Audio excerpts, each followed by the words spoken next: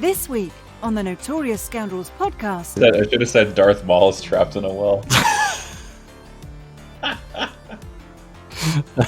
He'd find a way. He certainly did.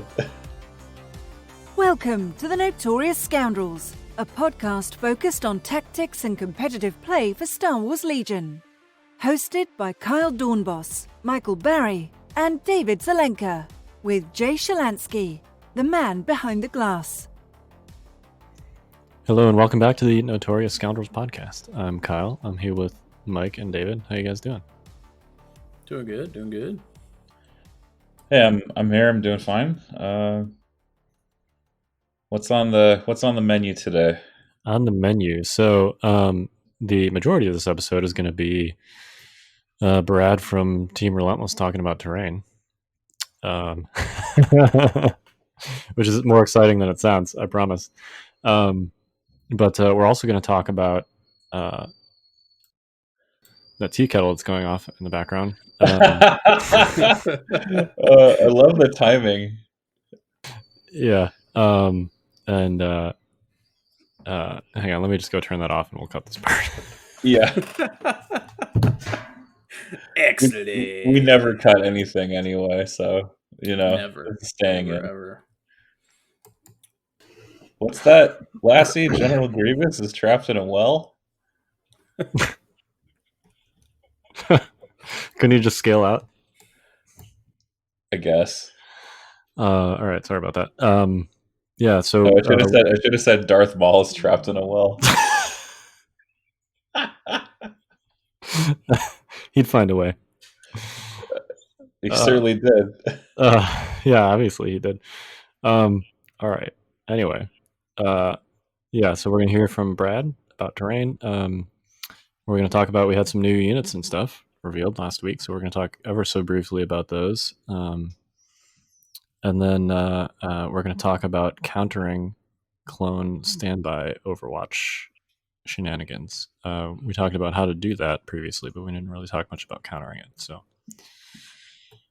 shall we? Let's do it. We shall. So we got not one, not two, not three, but 4 new units previewed last week. That would be Inferno Squad, Clan Ren, and the clone ATRT, which of course is sleeker and newer and better than the salvaged Rebel one, And older. And right, simultaneously. yeah, right, and Stap Riders. So, what do you guys think of these? We did not get, importantly, we did not get unit cards for Ren and Inferno, so we can't talk super much about like what they do, but conceptually they look awesome. Yeah, they look really cool. I always called the Stap Riders, they're kind of like flying pogo sticks. Yeah. So now you can have 6 flying pogo sticks in your CIS army. As long as you're putting bombing run bombs on those pogo sticks. Heck yeah. I mean, I'm interested in them just because they give they give CIS a chance to do something that they haven't really previously been able to do, which is compete on like non-gun line objectives. No, they have their speeder bike unit, so to speak. Right. I mean, can we talk about the fact that there's 73 points? As opposed It's a very interesting number. Yeah, as opposed to like, I don't know, 67 or 117 or, like any other weird number. Instead of 75 or 70. Yeah. Hey, you know what? I mean, 2 points, yeah, that's important. Or 3 points in the other direction. Yeah, I mean, most units are like denominations of 5, I guess, but it doesn't mean they have to be, right? Yeah, it's just, I don't know. It bothers me. I mean, I think those 2 points are there for the command control array upgrade they previewed in this article. Because command control array is 2 points. Is the assumption there you're just like always taking it, therefore they're this much more? I suppose. I mean, I guess they wanted to make sure it wasn't like a penalty to include something possibly necessary if you wanted to make like a different decision with one unit of your stat riders, that it wouldn't break up the chain, so to speak. It does give them some flexibility. For those that don't understand what command and control array is, it's a 2-point upgrade that goes in the comm slot of a vehicle. It's only for vehicles. It says when you use coordinate, you can issue an order at range 1 to 2 instead of range 1.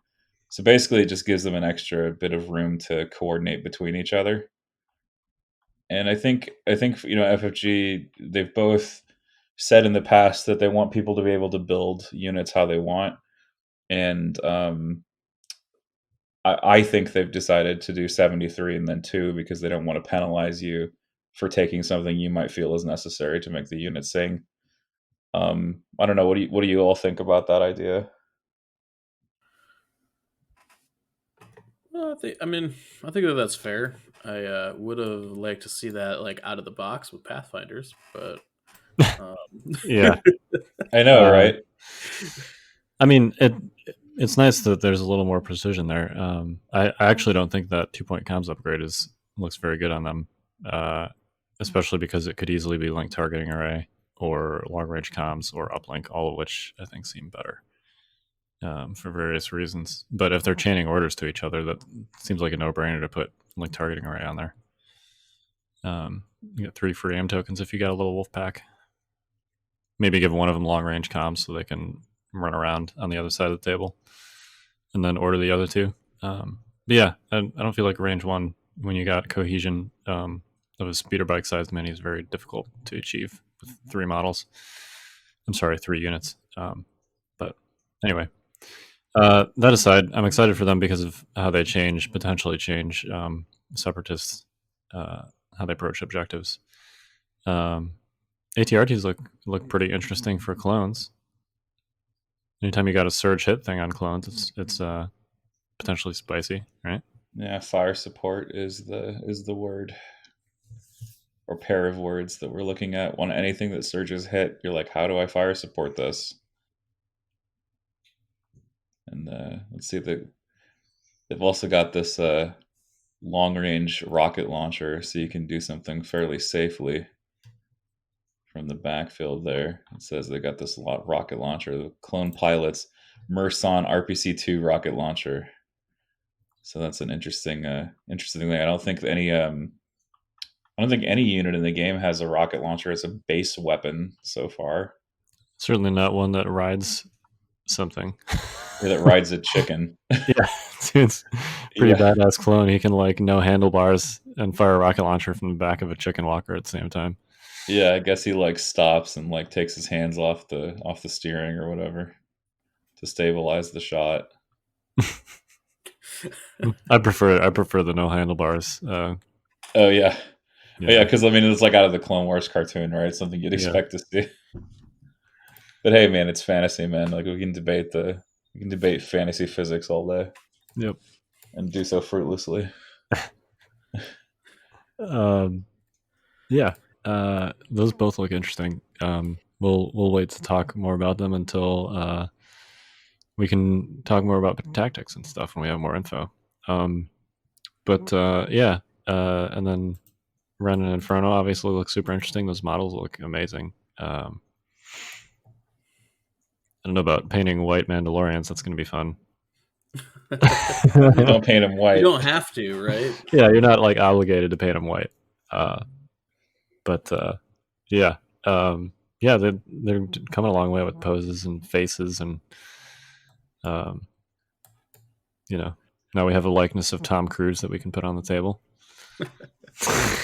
Excellent. that would be Del Mico for those that haven't seen the card. Yeah, it's awesome. I'm excited. Yeah, it's gonna be good. It does. I'll get a little philosophical here. Like I know that like their armor is like really plain looking, kind of. I'm almost certain that's to play up the contrast between like, Sabine going her own way versus, Clan Ren that represents, order and conservative kind of Mandalorian values. And so they wanted to, I think the people that designed this chose the scheme to play that up. And I think that's evident. But also, of course, some people were former, super commandos, if you're familiar with the story at all.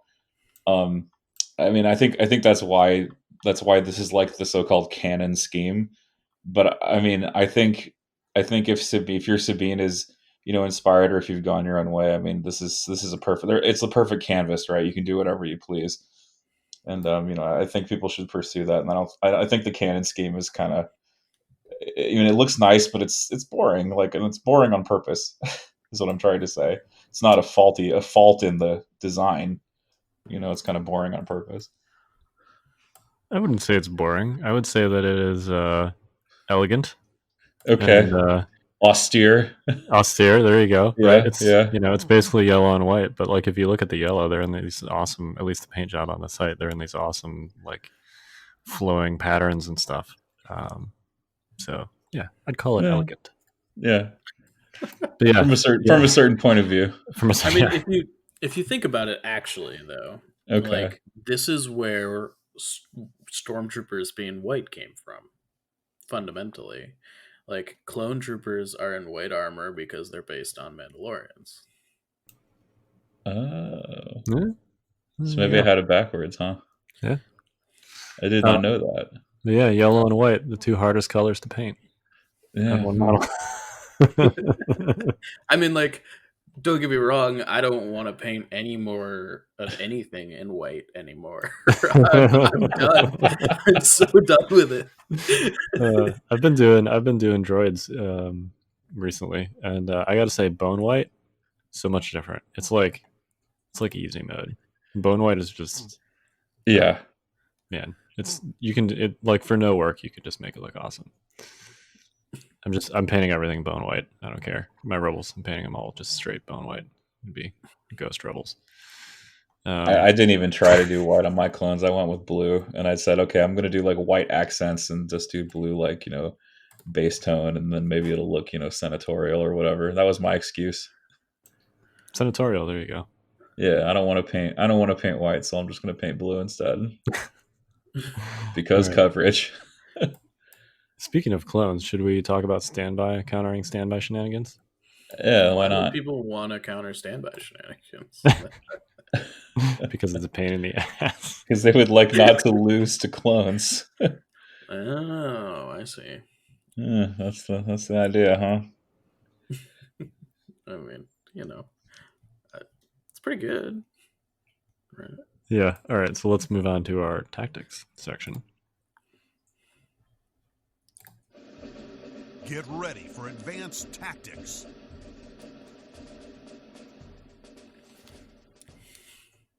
All right. So we've talked previously about how to do the clone standby thing. So let's talk about how to counter it, because if you're facing clones and you've never dealt with this before, you're gonna get you're gonna get smashed. Is what's gonna happen to you. It's gonna be unpleasant. Because it's gonna be surprising, and then So let's talk about how to counter it. So there's a couple. The most important thing, I think, is range and understanding like your engagement distances. If you're facing like a properly tuned clone tournament list, you're probably going to need at least 2, if not 3 snipers, like just to strip standbys and to pick off clone models. Do you guys disagree with that at all? No, I don't. No, I mean, it is what it is. Yeah, it's unfortunate. Range is just range counters it in some large way, and snipers especially, because they usually pierce, and they have the ability to get through their thick saves, Just as far as unit comp is concerned, other long range things that hit hard are helpful. Range 4 things, like Bosk, Death Troopers, things like that. Even stuff that you can just chip with at range 4, like the droid sniper from the upgrade pack, or the DLT-20, also helpful. Both for stripping standbys and just for like chipping away at a front unit outside of range 3. But yeah, you don't want to just charge in there and try and engage them at range 3, because you're going to get shot repeatedly by the same unit. And it's going to be like a phase 2 with Z6 or something like that. And they're going to have a bunch of aims to share and search tokens, and they're going to clap you in the face. Be aware. Awesome. Sorry, go on, Dash. No, you're good. That's all I was gonna say. Okay, be aware that there are phase ones that can do it. If they bring the clone captain, they can take a training upgrade, and that training upgrade can be Overwatch. So it's not just the phase twos to worry about. It's anything with a training slot you'll have to worry about on the clone side that has a clone trooper keyword. Yeah, so this will eventually include, we presume, full arcs, among other things. So yeah, be aware that Overwatch. I mean, like, you got to know where all the Overwatch units are. If your opponent has multiple phase twos and they don't all have Overwatch, make sure you ask them like which ones have Overwatch and which ones don't, and keep good track of it. You got to know where the standby tokens are and which units can make use of them. If they're in like a super tight ball, it's going to be most of them. But in practice, that's not always possible. So you might be able to like sort of pick off some units that are kind of outside that standby sharing range. Or maybe you got a unit that only has access to like one standby, and you've got a tanky unit that you can move up to eat it, and then you can move in with your other units for the rest of the turn and start, chipping away at that front unit. Jump in if you guys have any. I just went through this. I played a game against Mike Cirillo over the weekend. He was doing clone standbys. No, this is good. I'm just thinking like balance wise. You're both taking a calculated risk.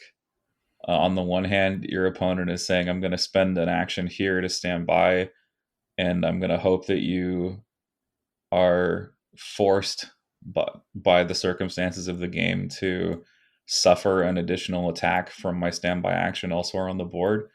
And then you're kind of saying, okay, well, if I do have to suffer this attack, then I have to send up a unit, that can do this and not, suffer too badly from it, not take too much damage. And so I was thinking earlier as I was, going through this, I was like, man, this is really unfair. This is really tilted toward the clone player. But really the clone player is taking risk. He just is not taking it as, he's putting a question to you, and it's up to you to play around it. And of course you can just, ignore it and fall on his sword. And then it's sort of like, well, you deserved what you got because you didn't respect the board or you didn't read the board. Anyway, in terms of like countering this stuff and eating the attack, right? Remember that you can send units up, and you can try to put yourself in positions where your opponent can only see with a few of the miniatures in the unit that's going to utilize the standby token. And then you have to put your standbying opponent in a weird position. Either he uses the standby and makes a crappy attack, or the Overwatch unit is going to get attacked after he doesn't spend it, and then they're going to suffer casualties, and then his Overwatch standbys get weaker as those Overwatch units suffer casualties. And so I think this is, again, snipers are like a triple whammy here. Not only do they outrange and pierce the save, they also are decaying the effectiveness as models get removed from that P2 unit or whatever unit is the standby unit that's forward to try to influence you. So yeah, I really do think taking snipers, taking any kind of like DLT 20A, if you're a rebel player, and of course I'm a rebel player, the DLT 20A looks like a very strong choice if you are playing that style.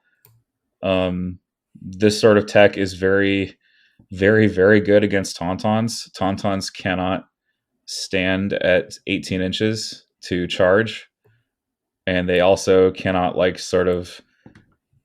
go in there because standby beats agile, it beats relentless. So the Overwatch clone list may be very, very difficult for you to deal with as a Tauntaun player.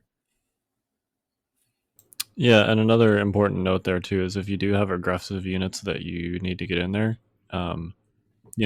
like your opponent will have to spend the turn accumulating standbys. So winning priority, if you do need to get in there, is super important.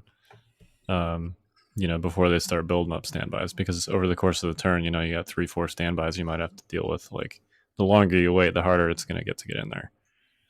And that doesn't mean you should just like charge in recklessly or anything, but just know like we've talked in the past about ordering your pips to make sure that you're winning priority in the stage of the game when you need to. Just make sure you're conscious of that when you're playing your command cards over the course of the game, so that on those later turns when you're going to need to get in there, you can do that with lower pip cards.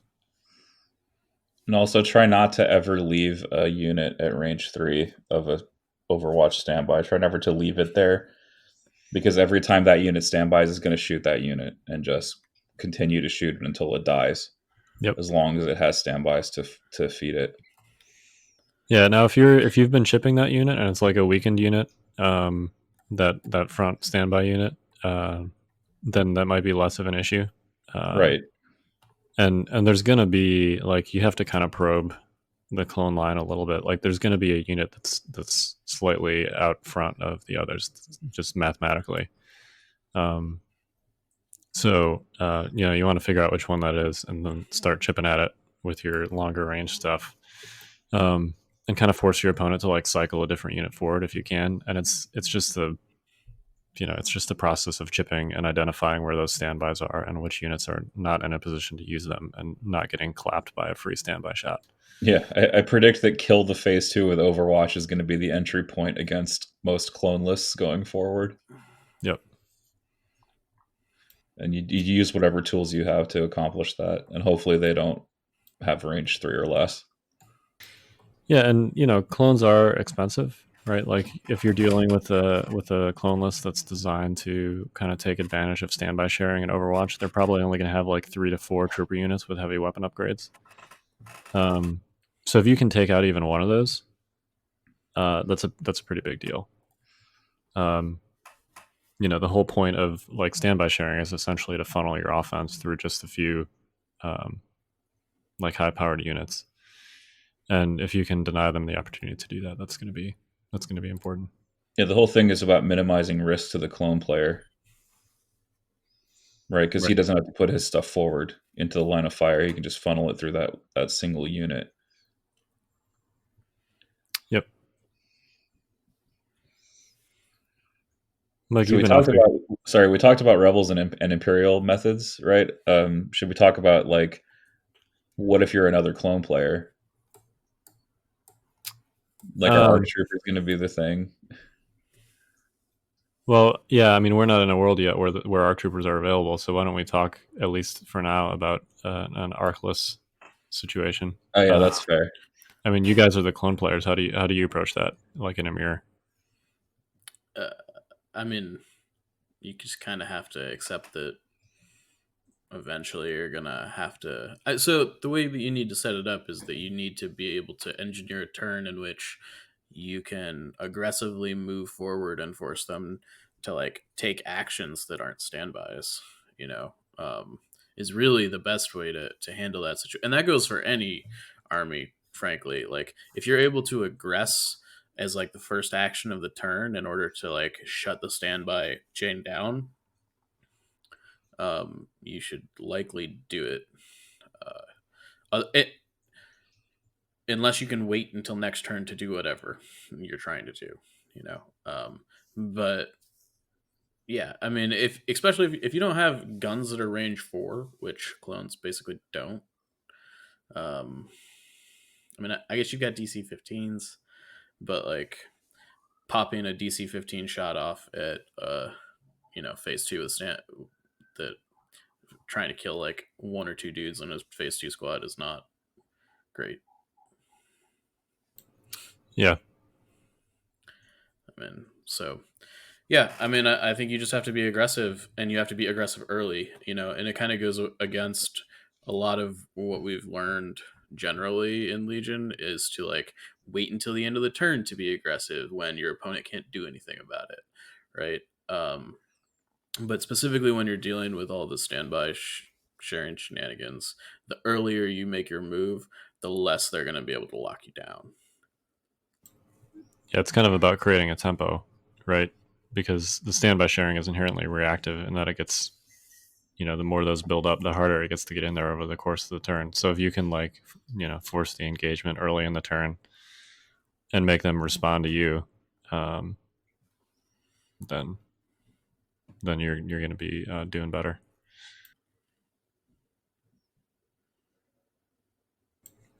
All right, you guys got anything else on countering Overwatch standby sharing with clones, or rather against clones? Don't get schooled by it.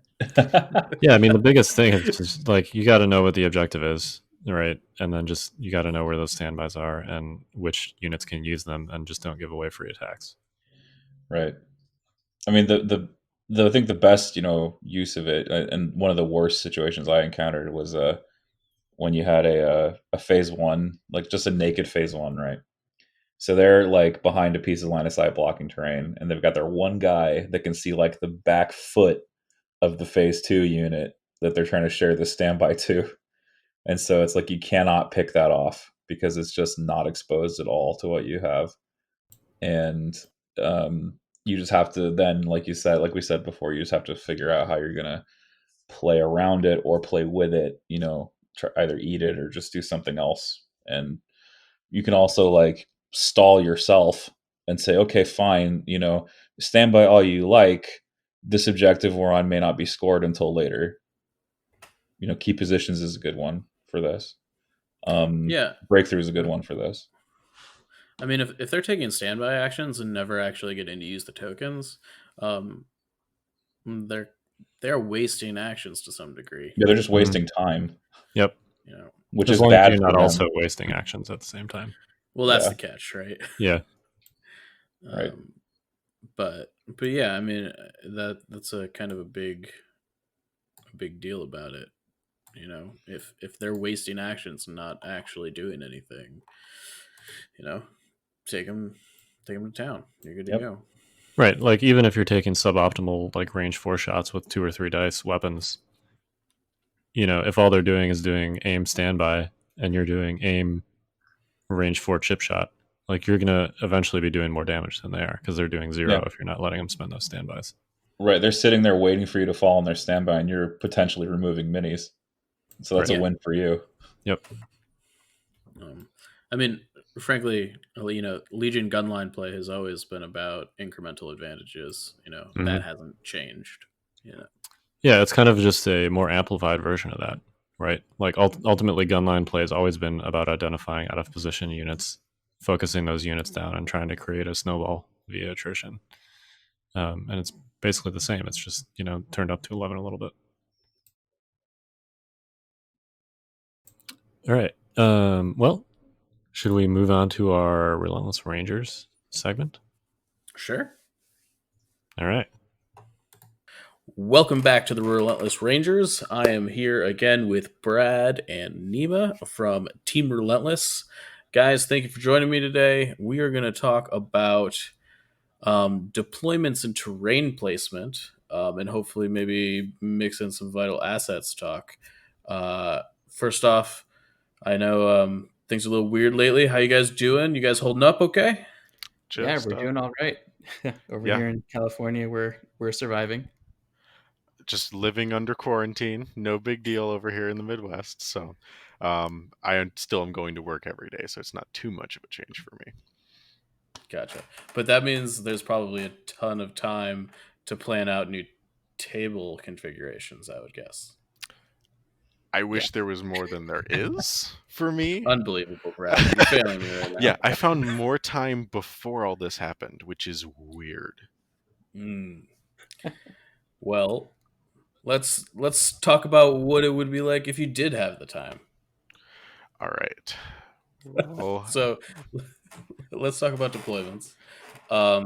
Brad, you wrote a really awesome article for the Fifth Trooper blog. That I guess where we can start today is you had a very sweet map that kind of outlined different deployment zones and how they kind of all figured in with each other. So if you guys could, I guess, start there when we're talking about building terrain, and kind of, I guess we can just let it kind of flow from there. Yeah, sounds good. So my beautiful artistic map that I really enjoyed and I'm glad is there and is now going to be not completely irrelevant thanks to the arrival of Vital Assets, but I'm certainly going to have to go back and adjust it. Yeah, maybe Because just a few updates to it. yeah, when you throw in some new deployment zones, it tends to change the math a little bit. But yeah, the basic concept is when you're laying out a table. In that article, what I started with specifically is you want to make sure you have a theme in mind.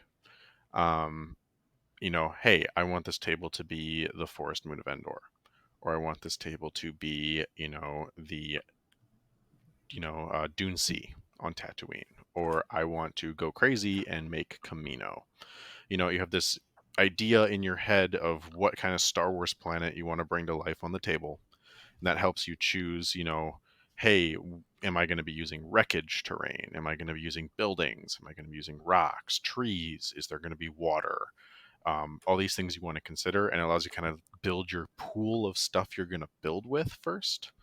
And then the next part, which we're talking about today specifically, is terrain balance, specifically in regards to deployment zones. So when you finally assemble your whole mass of terrain and you're ready to build your table, and you look down at the table and you see a big old empty white 6 foot by 3 foot space in front of you.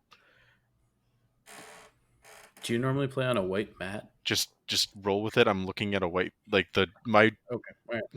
my beautiful diagram is on a white background, and I'm looking at Okay. it right now as I'm talking. So just roll with this. We'll get there. Okay. You need to think about the deployment zones, because you can lay out this awesome table with all of this terrain everywhere, and then go to play a game on it after and realize you did not leave anywhere for your tank to deploy, or one side is extremely more defensible than the other, or there's just line of sight blocking terrain everywhere and no one can see each other outside of range 1.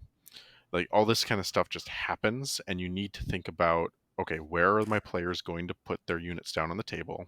How are these units going to move around the terrain? And on certain objectives, where are they going to be fighting? Specifically, the center of the board is a massive piece that you need to think about. The areas that are just between the center of the board and the short edge of the board, specifically the other spots where the intercept the transmission circles go, are other hot spots where a lot of combat tends to happen in games. And that's on all deployments. And then you also need to think about, okay, on major offensive, they get to deploy up to that corner, on that intercept point. So they can deploy right on top of that, where on advanced positions, they can't. So they're going to be way back, but going along the edges of the board on their corner. Battle lines is, the long edges of the board. Long march is the short edge of the board. And each one of those different deployment zones is going to create a different style of game and is going to interact with your terrain differently. Right. Yeah. And coming at that from a TO perspective, you really have to keep that sort of thing in mind as you're laying out the boards. You want to give your players interesting places for the fights to happen over. Like, as the TO is laying out the board, they have to see how the game is going to unfold, right? And in a lot of the ways that Brad was describing. Vital Assets really shakes up a lot of this, so we're still kind of digesting what this does to the game, and we're focusing more on deployment in this episode. So, you want to keep the deployment zones in mind, leave room for different types of units to deploy, while maintaining access to various areas of the board and sort of establishing where the fight zones are going to be. So, for example, if you have two large pieces of line of sight blocking terrain opposed to each other with a big opening in between them, that's probably where a firefight is going to happen. So, just something to keep in mind as a TO when you're laying out various types of boards. So you both have mentioned base sizes and kind of how that plays into starting to build out the board specifically with the deployment zones in mind. Um, Nema, could you kind of give us a little bit more of an idea as like a TO, like what sort of thought goes into, how far apart do the terrain pieces need to be, um, and what sort of things is going through your mind when you're setting up the tables? Yeah. So we know that the largest um, the largest base that we have in the game now is very slightly less than a range 1 uh, ruler. So you want to maintain at least a range 1 band between the large buildings in some areas of the board. This doesn't have to be a totally homogeneous kind of distribution of buildings on the table. So you can kind of have a gradient of spacing, but it's especially important in the deployment zones because you have to leave routes for tanks and well, it's really just tanks, isn't it? For tanks to leave their deployment zone. So um, it's at least something to be conscious of, that the buildings are at least range 1 apart in areas where you want the tank to be able to move. I think one good example of this is, and we were talking about this before, like in our sort of warm up before the cast. Brad made a really nice table that's on TTS now that's worth checking out. The Jeddah City Center, I think it's called. And that one has, I think, a lot of what I'm talking about here is that it has dense areas of the board and then larger areas or more open areas where a tank can move through. There's this long diagonal down the middle of the board, and then a couple longer alleys around the sides. So it has options to move. But much like real life, a tank can't necessarily go everywhere that it wants to go because it's a large vehicle. And sort of counter to that, the troopers have room to maneuver inside the dense areas. So that kind of thing, it's an interesting dynamic to play with, I think.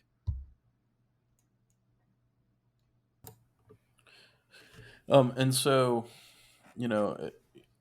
that's interesting. That kind of like, we've got the one range ruler kind of range band. On Legion tournament circuit, you've got like a chart full of sparse sparse boards versus dense boards, and kind of how much different types of terrain are incorporated into them.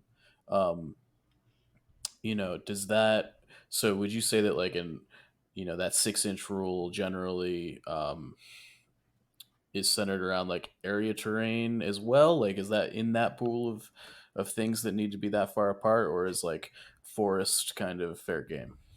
I would generally consider the line of sight blocking stuff to be in that category, or anything that a tank can't move over, right? Because if you have two things that are within 6 inches of each other, but the tank can move over it anyway, it really doesn't matter, right?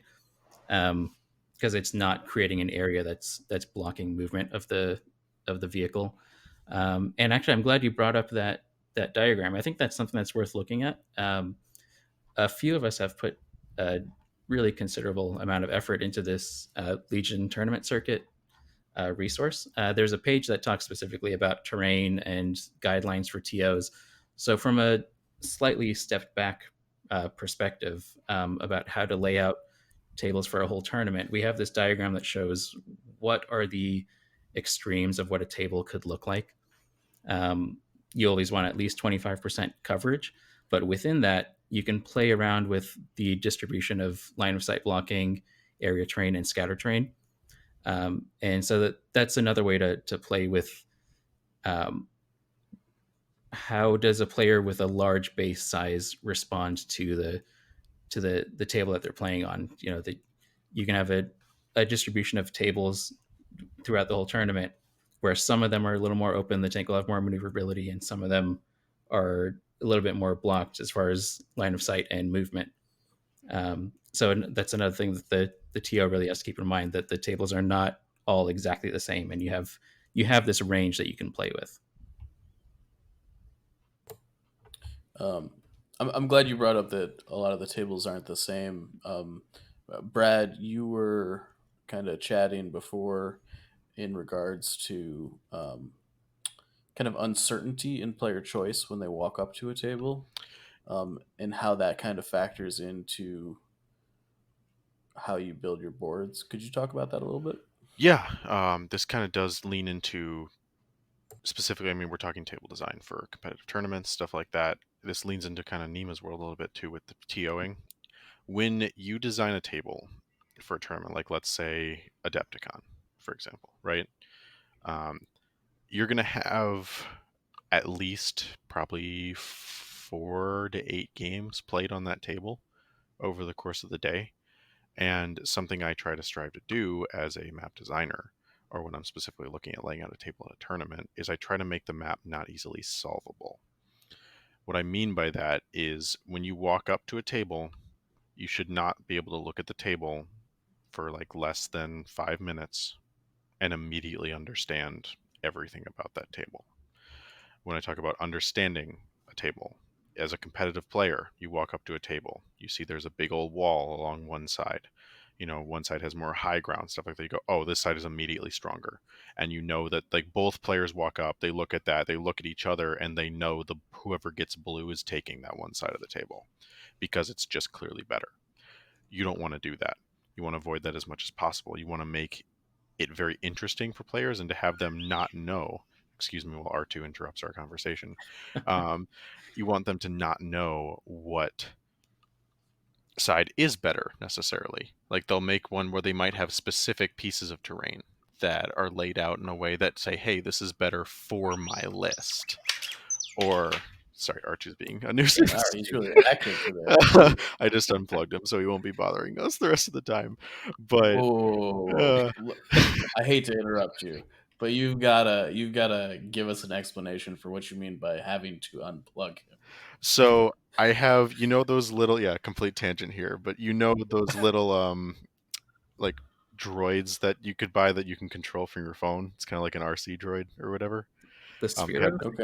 They had like a BB-8. They had an R2D2. Yeah, I have the R2D2 one of those, and he sits on my desk. And if there's a setting that you can set for them, where they will just react to things that happen around them if you leave them plugged in to a power So source. when he doesn't like what you're saying about terrain, he speaks up. Yeah. Oh, you should hear what he does during when I Twitch stream games. Like if he doesn't like a play, he starts getting really ornery about it. But yeah, no, it's fun. So he'll just react to random stuff. He scares the crap out of my dogs. But yeah, so he'll be sitting quietly for the rest of the time. But jumping back in, as a player, you don't want to walk up to a table and understand what's going on. You want to know that, hey, this one tower or this one hill is drawing me towards this side because this is better for my list. Or let's say you're playing Darth Vader and you're like, there's this nice LOS blocker on this one side that I might be able to hide behind, but at the same time, there's more overall heavy cover terrain on the other side, so I don't know which one I want to pick. Some of the ways I lean into this is specifically the biggest trick is designing on an angle.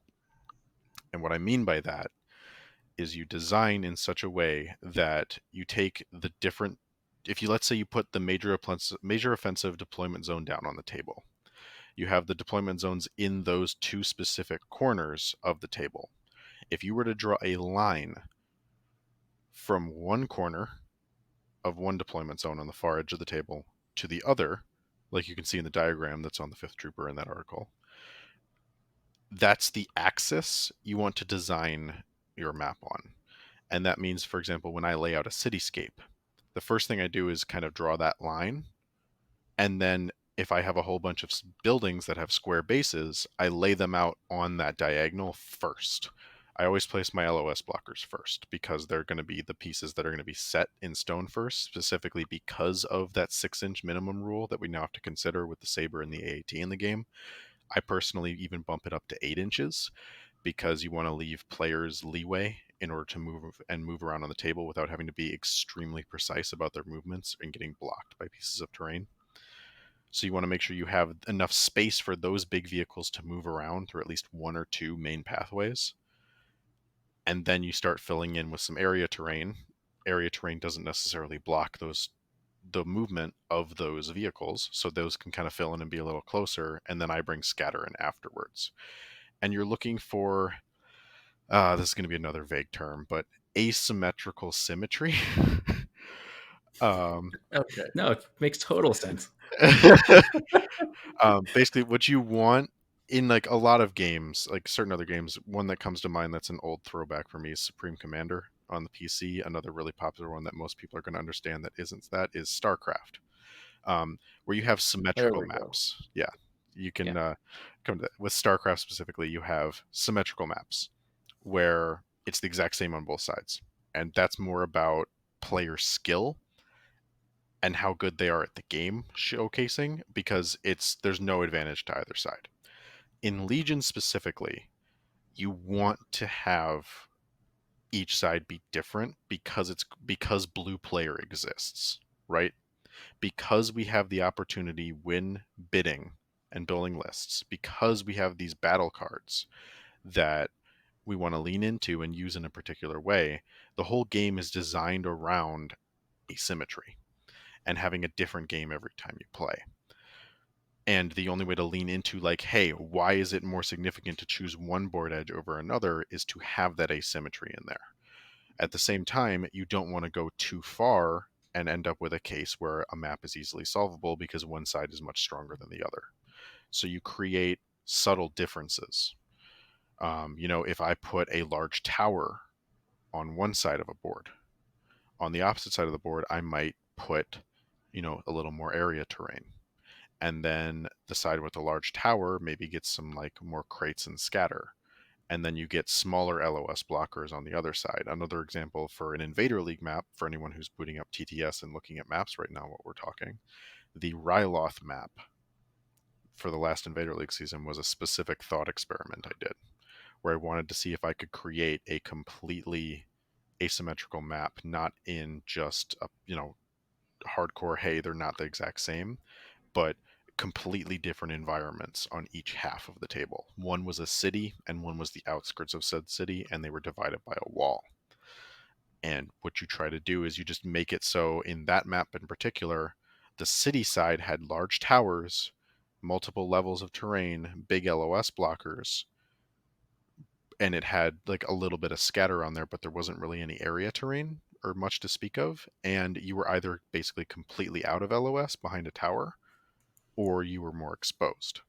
Where on the other side, on the outskirts, I had forests, I had smaller towers, I had like a big old crashed LAAT gunship that was built into the ground.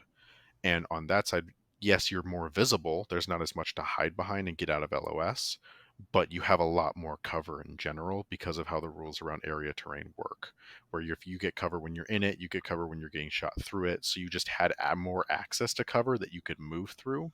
And so it created this kind of interesting dynamic where each side, different lists went to different sides based on what they wanted. Lists with large vehicles went more towards the outskirts, so they had room to maneuver and get shots they wanted, where lists with like a Darth Vader, or lists that really wanted to trench down and hold up, tended to move more towards the city side, so they could use that elevation to get that heavy cover and make their opponent come to them. And that's what you want to encourage in table setup. And I think if you're doing your job right, you're challenging the players to read the board and respond to it in turn 0 of every game. I think I want to clarify one thing that you mentioned just in passing, that a game like StarCraft is challenging the skill of the players. I would say it's Legion relative to that is challenging a different skill set, rather than just how do you grasp the mechanics of the game. How do you grasp the mechanics of the game in addition to sort of reading the board and getting those mechanics to work within the scope of the board? And that's a really difficult skill. I think you guys on the Notorious Scoundrels podcast, you guys talk about turn 0 a lot and how it's probably the most important skill in the game. And yeah, I think reading the board is a big part of that.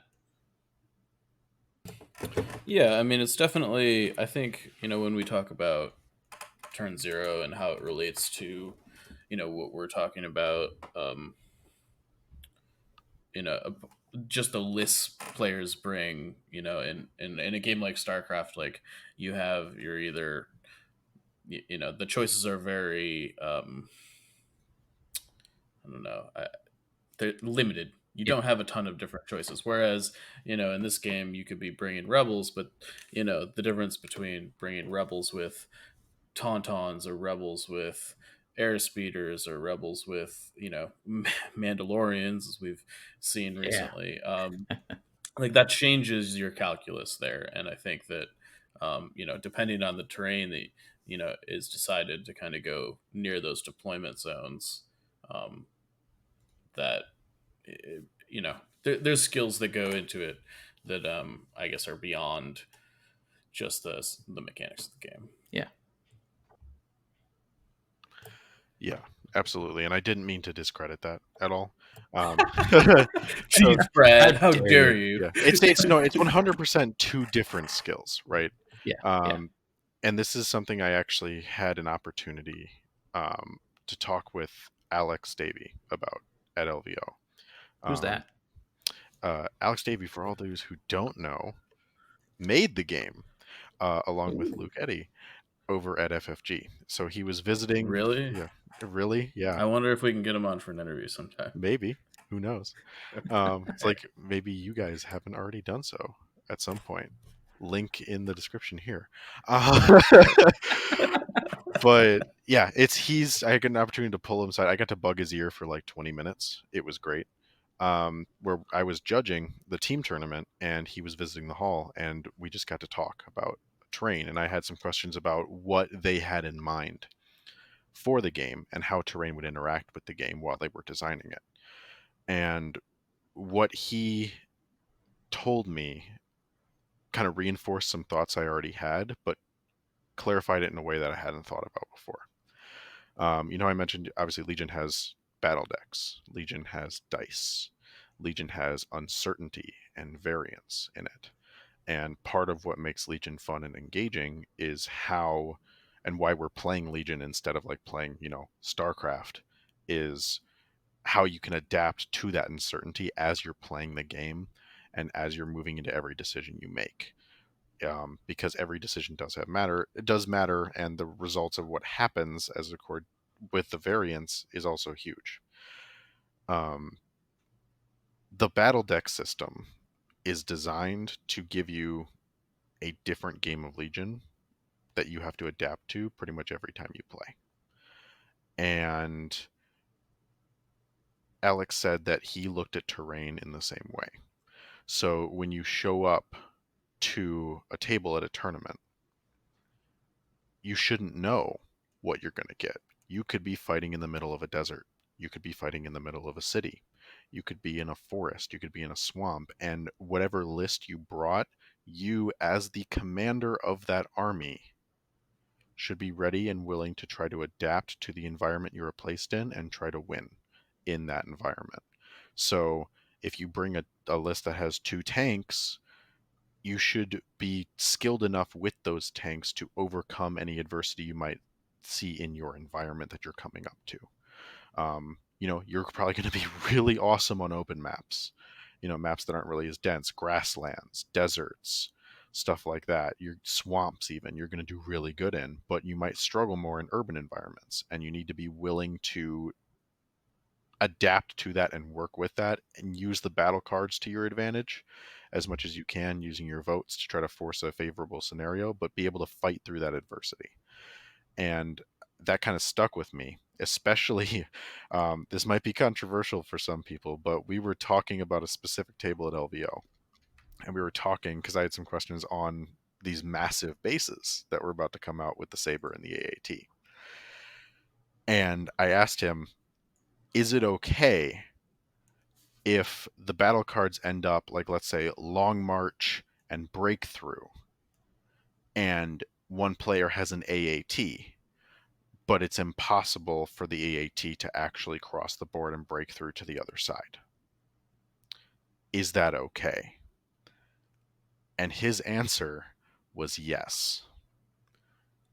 Now, there was a caveat to it. Yeah, there was controversial. There was a caveat to it, which is if you notice that that might be a potential problem on the table, it's probably something you might want to adjust to make it possible. And that's something that I try to build into my maps as well. I like to leave at least, one or two ways for like a large vehicle to cross the board on breakthrough on like both long march and battle lines. That's just something that I kind of build into how I build a map, and like, just so it allows for more opportunities to play. But Alex said it's okay if you miss it and you're in the middle of a tournament and you notice on round 3 that this AAT can't break through. That's okay, because what it does is then forces the commander of that AAT to recognize that, know that he's not going to be a scoring unit, and then he's going to utilize that AAT in a different way, either blocking a path so his opponent can't come through that way to try to break through, or just turning into a giant death machine and focusing on killing as many things as possible and playing basically goalie for his own defensive zone instead of actually trying to attack and break through.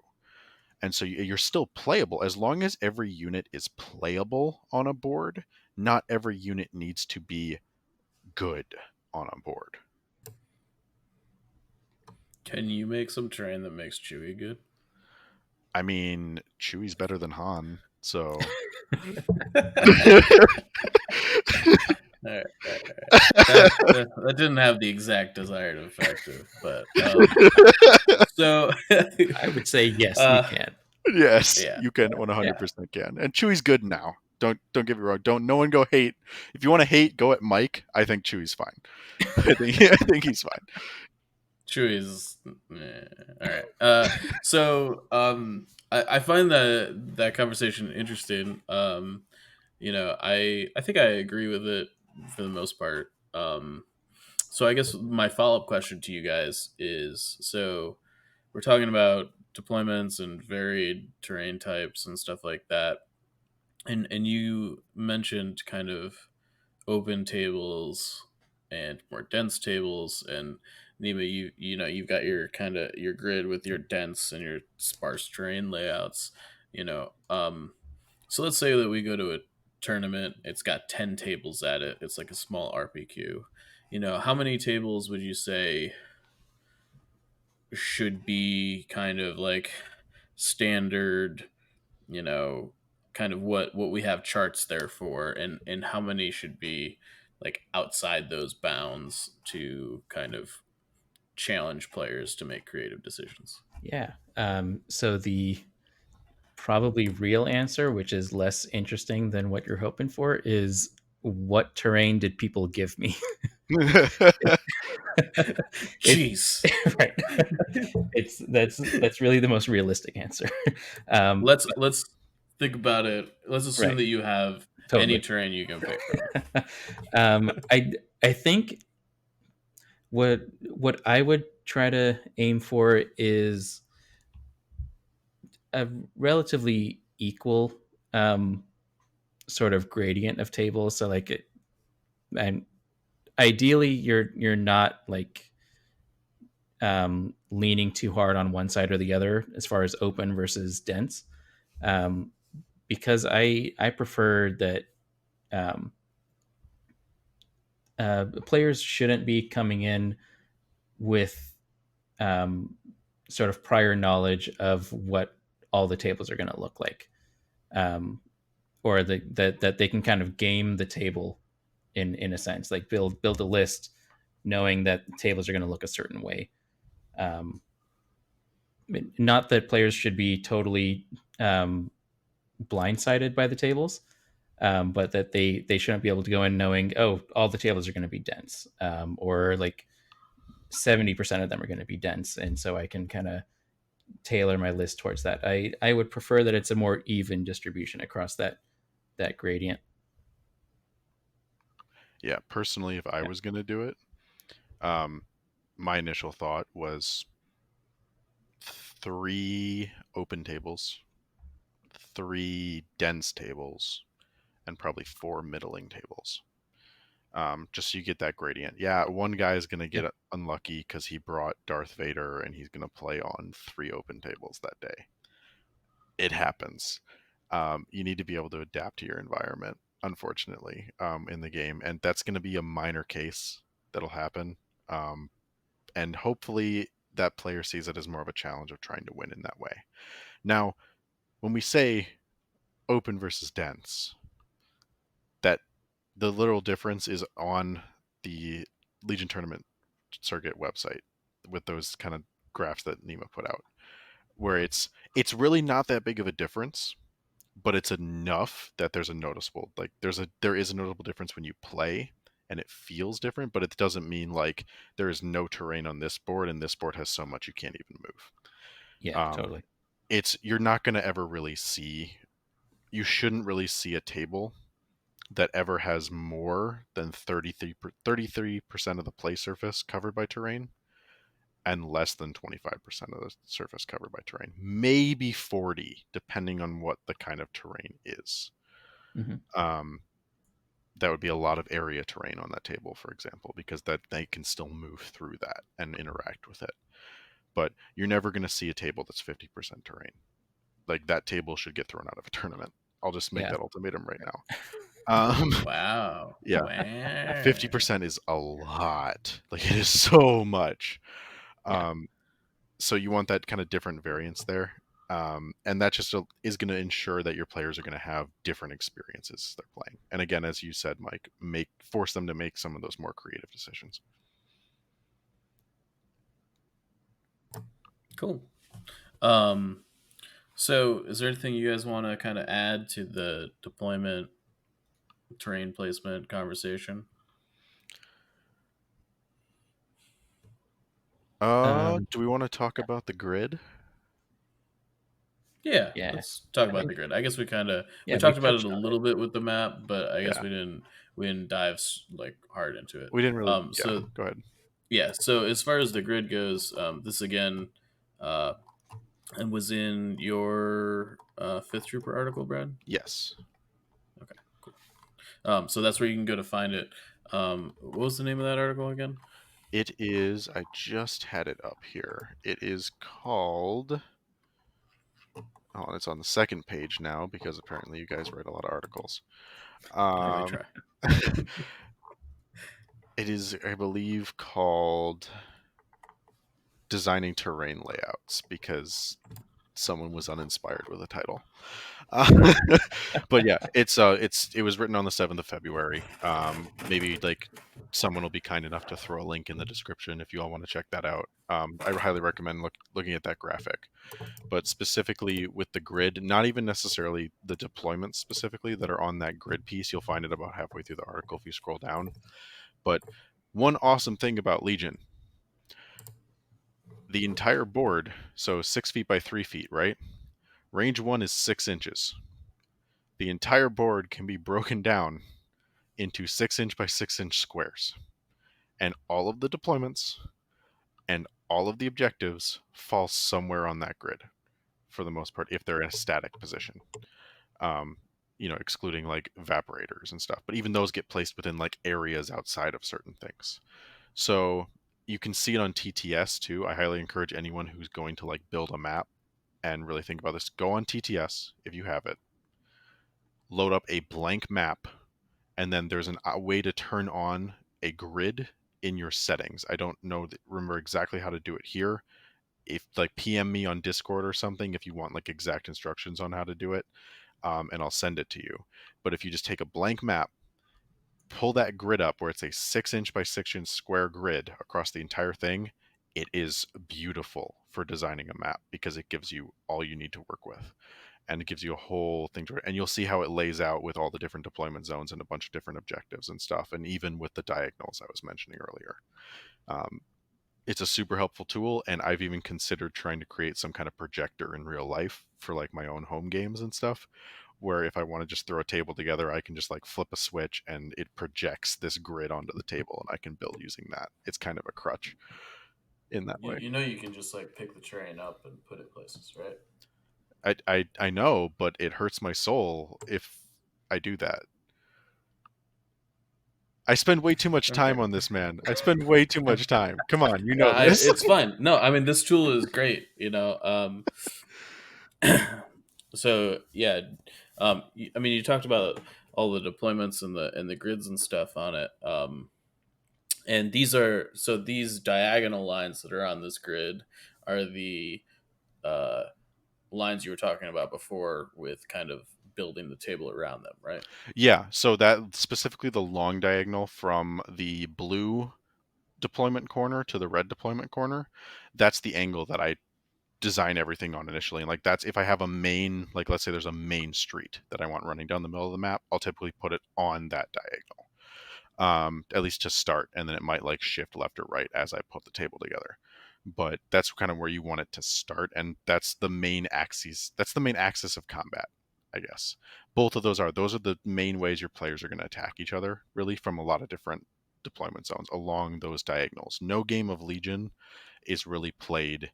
Even Long March isn't necessarily even played like directly at each other, especially on a table that is designed diagonally.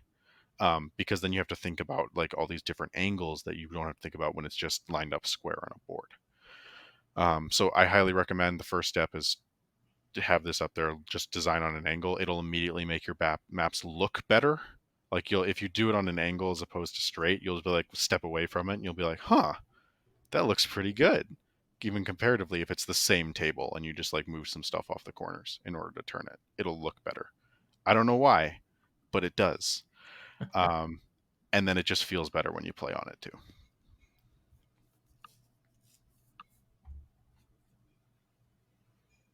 Okay, sweet. So Nema, do you use this tool at all?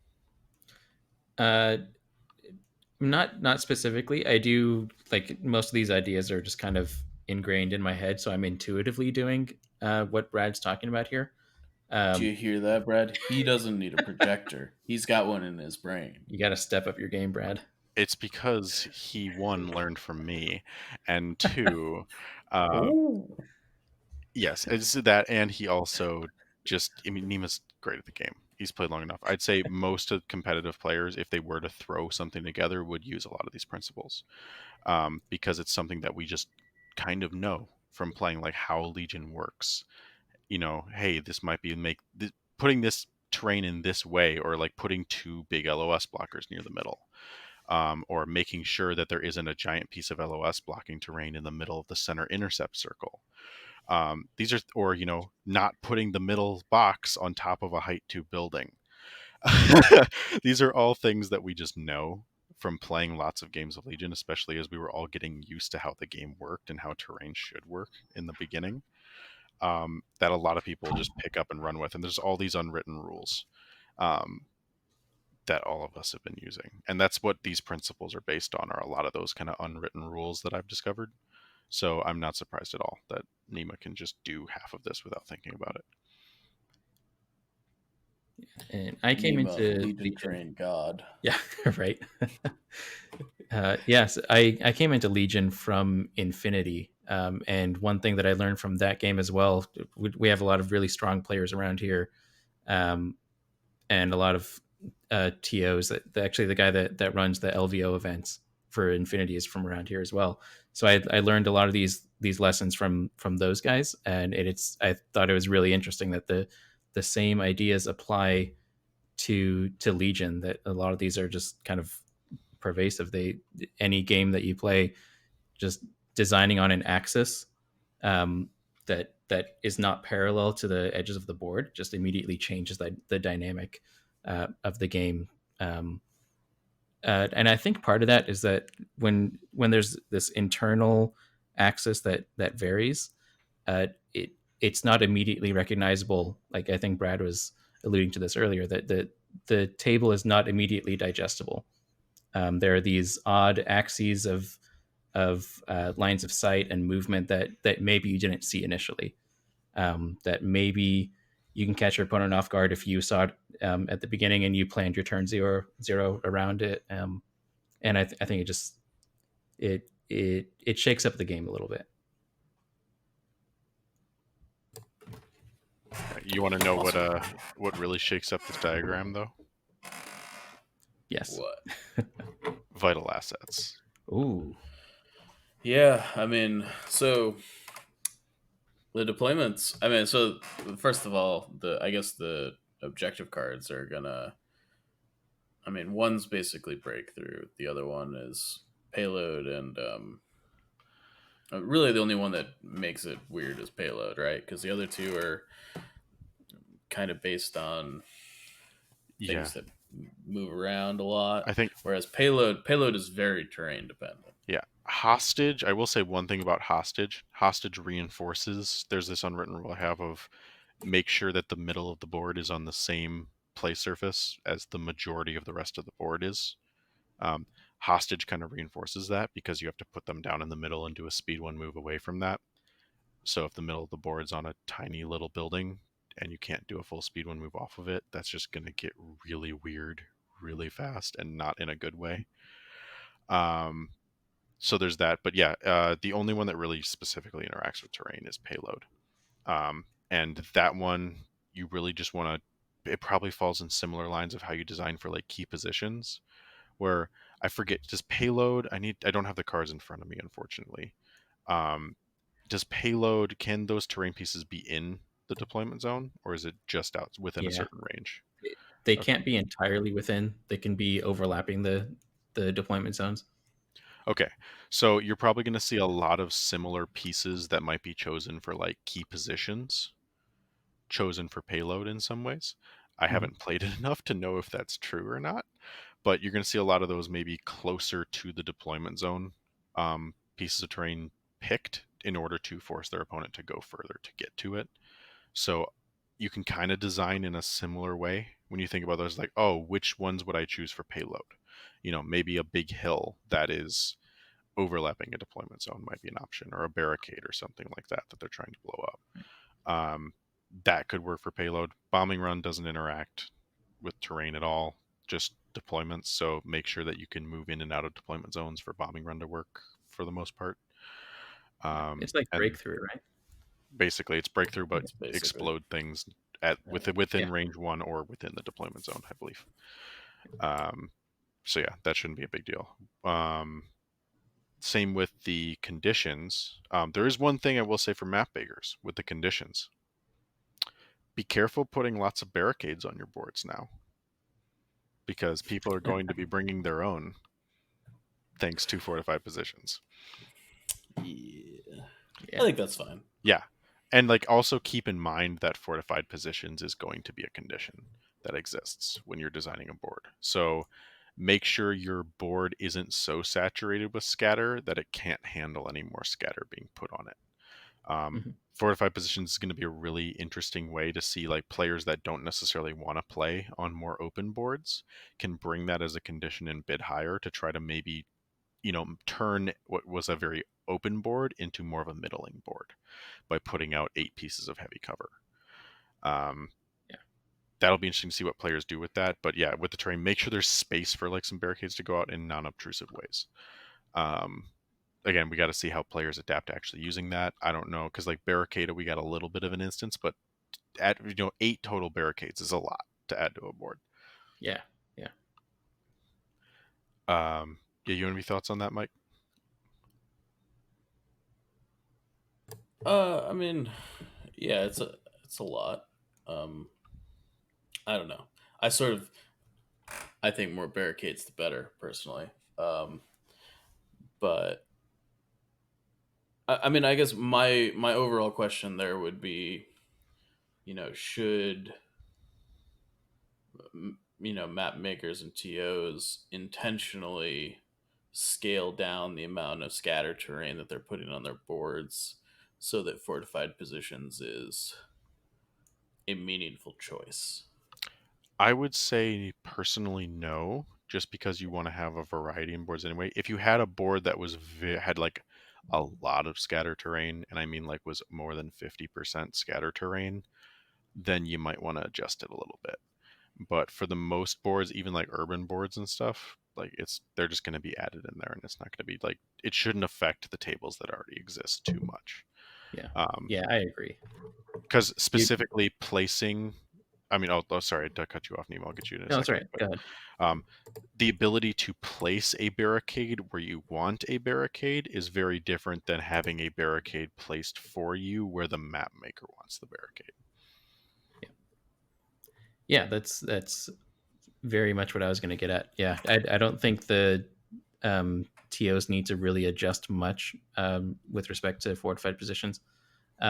It's really just giving the players an opportunity to define where they want the battle to happen, and with some forethought, give themselves a little bit of cover to give themselves an edge in that area.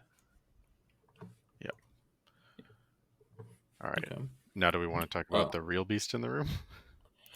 The deployments? The deployments, yeah. So these are the ones that actually affect a good bit. Let's end with the spicy one. So, danger close. For me, as a map designer looking at danger close, my first thought is, all right, this is basically advanced positions in disarray had a baby, and you're going to design around it in a very similar way to how you would design around advanced positions. If you're already considering disarray and you're already considering advanced positions and you're considering battle lines, it's going to fit in pretty well. The one thing you want to make sure is that at those direct conflict points, where it's, what is it, range 3 from the deployment zones at those short points?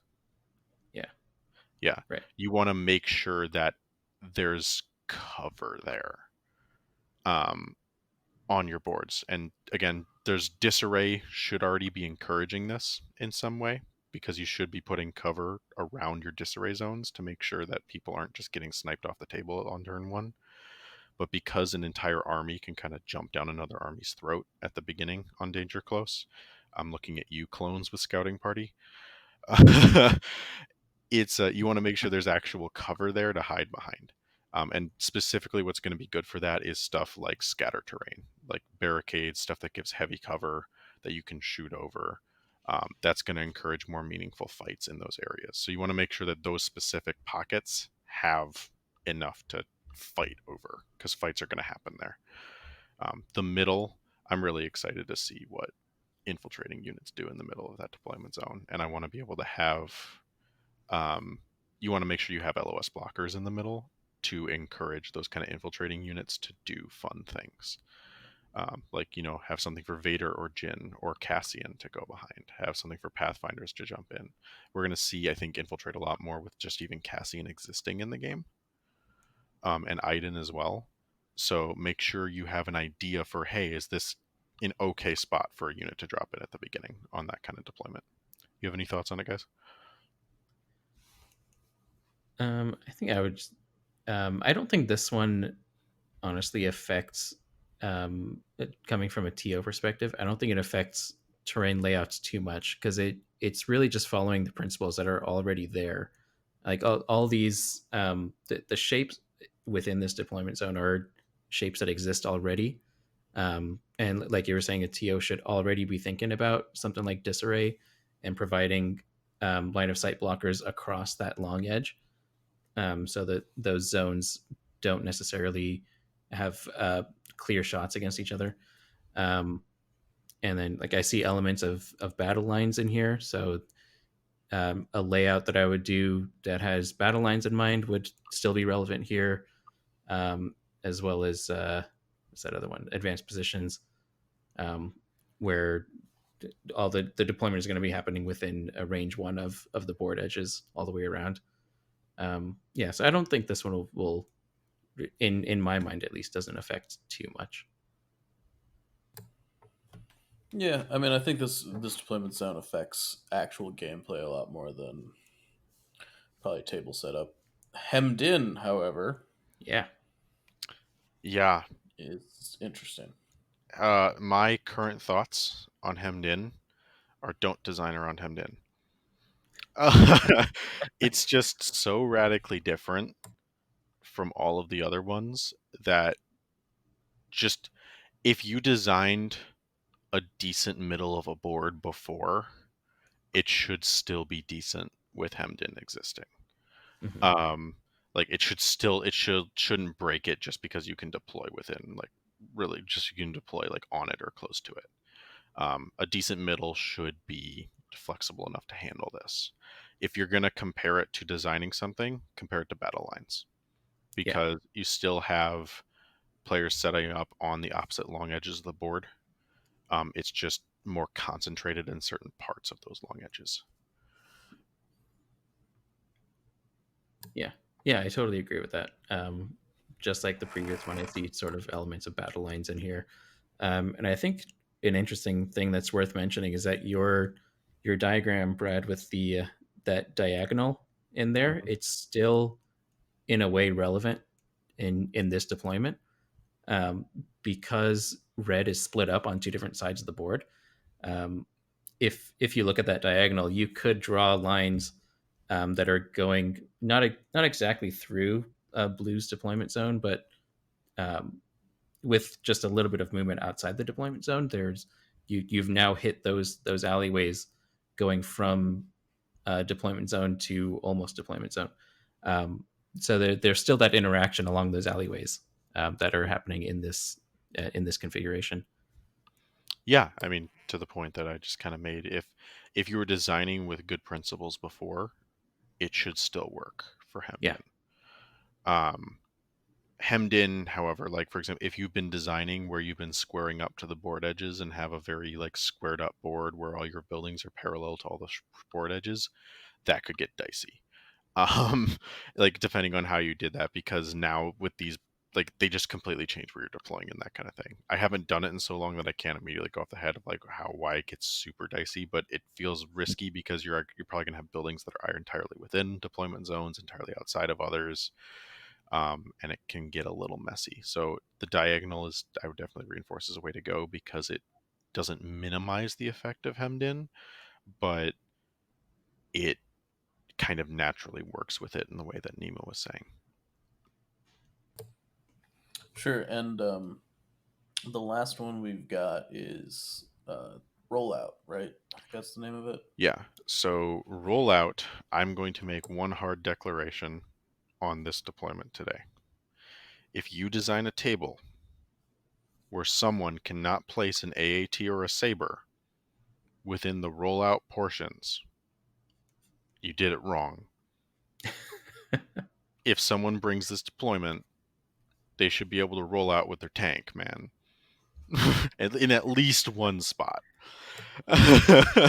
And what you mean by that is the scout move, right? Or it's not a scout move technically, right? Yeah, Yeah, they have it's an extra range one band. So like I think across the long edge you have like range 5 to deploy within, and then range 3 across the. So it's almost like uh, long march to an yeah. extent for vehicles. Yeah, there's plenty of room in there. It's like a mix Yeah. between long march and like major offensive when for vehicles specifically when they're moving forward. Yeah. But yeah, for this one, just be aware of how far vehicles can deploy out on this objective when you're building a table, and just keep in mind that, like, leave them a little bit of a spot, maybe two, to make it interesting. It shouldn't be too hard to include. And you're talking specifically about forward deployment Forward positions that are deployment, yep. outside the standard deployment zone. Yeah. Yes, absolutely. So like outside of the standard, I mean, on the card, what does the text specifically state? Was it vehicles may deploy within range 1 of the deployment of their deployment zone?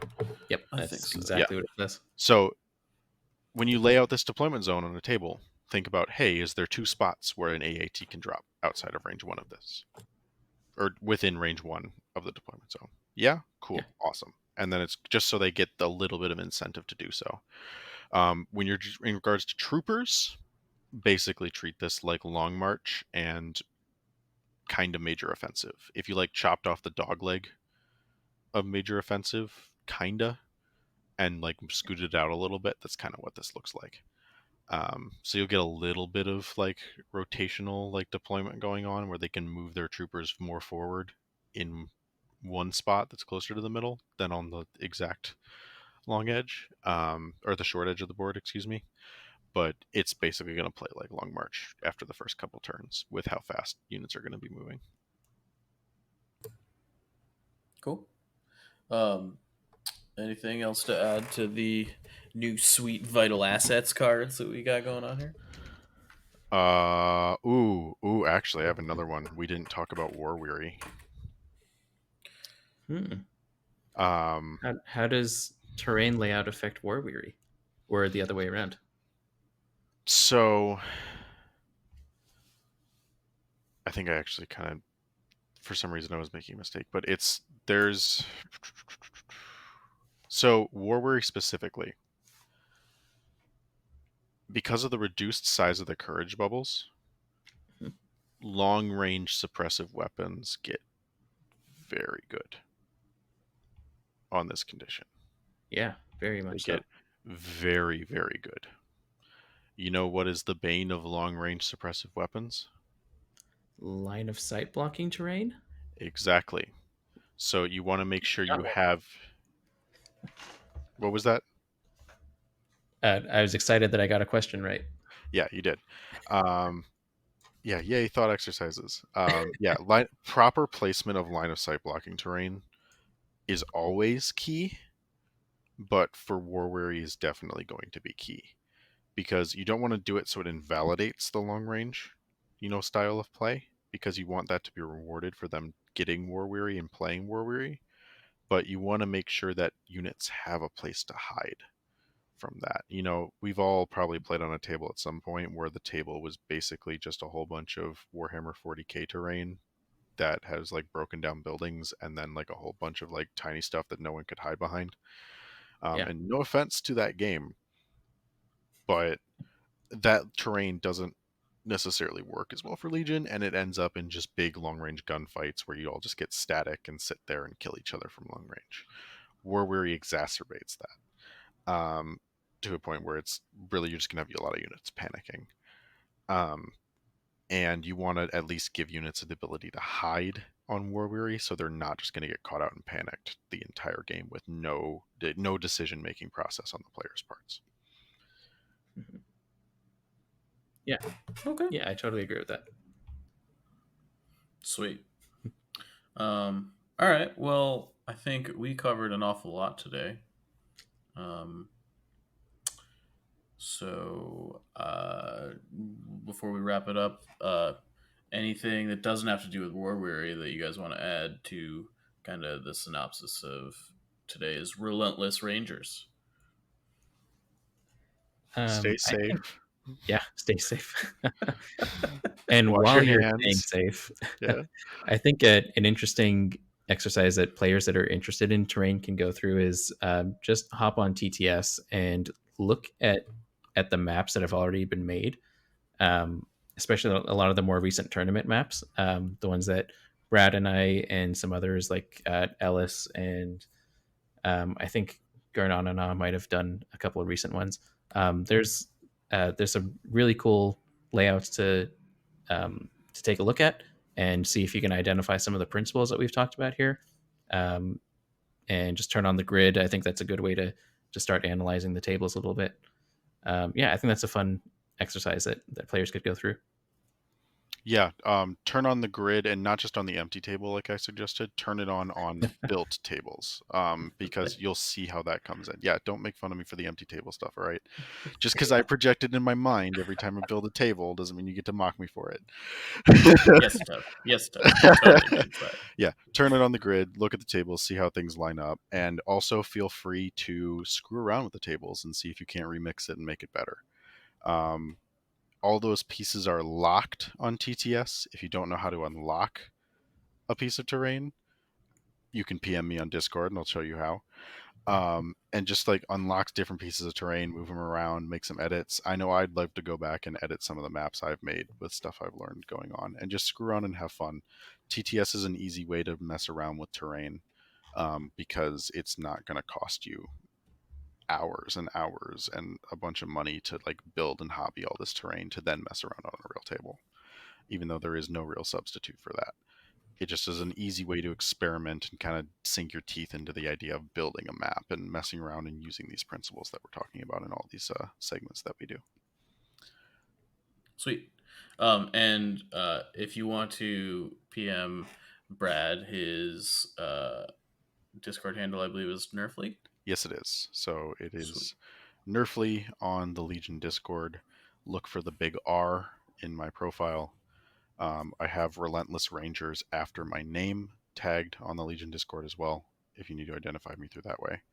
I'm typically like either away or online or just floating on the sidebar, so you can find me there too. Sweet. And so we'll also be putting the images that we have been referencing in the show description. So please feel free to check out those links. Brad, Nema, thank you guys again for joining me today. Really appreciate it. Stay safe, and we will see everybody next time on Relentless Rangers. Thanks a lot, Mike. We'll see you guys later. Peace out, y'all. So that was Brad and Nema from Team Relentless, talking a lot about terrain topics, which are super important in a game that is on a dynamic battlefield with terrain, custom terrain. So you guys got any final thoughts?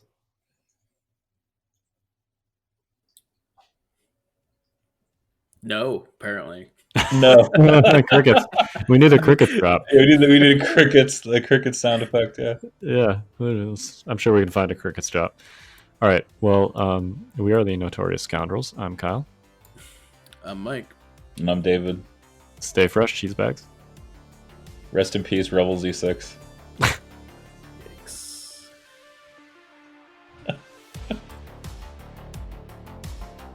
Join us next week for another episode of The Notorious Scoundrels. This has been a Fifth Trooper production.